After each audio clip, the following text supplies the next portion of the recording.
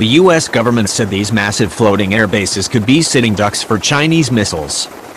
The USS Ronald Reagan and the USS John C. Stennis carrier strike groups conducted high-end dual carrier operations during the training in November, a U.S. Navy statement said. The two carrier strike groups include guided missile destroyers meant to protect the carriers and other important assets which trained with the carrier's complex air, surface and anti-submarine warfare operations, according to the Navy. The Navy said the exercise was dedicated to preserving a free and open Indo-Pacific, which has become code for countering Beijing's growing dominance in the South China Sea. But even with two massive carriers, 8 other ships, and about 150 aircraft flying overhead, the U.S. government itself strains to believe it can stop China from locking down the region. If the United States had to fight Russia in a Baltic contingency or China in a war over Taiwan, Americans could face a decisive military defeat, a report from the National Defense Strategy Commission, a bipartisan panel of experts handpicked by Congress to evaluate the 2018 National Defense Strategy, explained.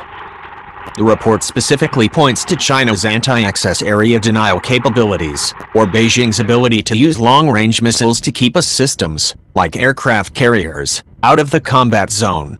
These area denial capabilities have taken aim at the U.S. most expensive, most powerful, and most vulnerable systems, aircraft carriers.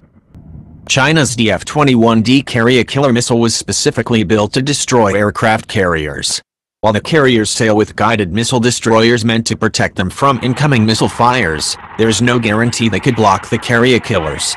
Even if the destroyers could knock them down, China has a massive fleet of these missiles and could simply overwhelm the ship's defensive arsenals.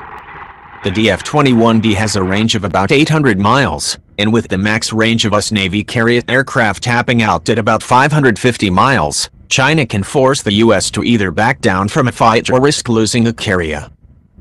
Detailed, rigorous operational concepts for solving these problems and defending U.S. interests are badly needed, but do not appear to exist, the report wrote of the area denial missiles and other threats to the U.S. Put bluntly, the U.S. military could lose the next state versus state war it fights, the report concludes. Check my eat some crap here in a sec. We'll do a 9:30.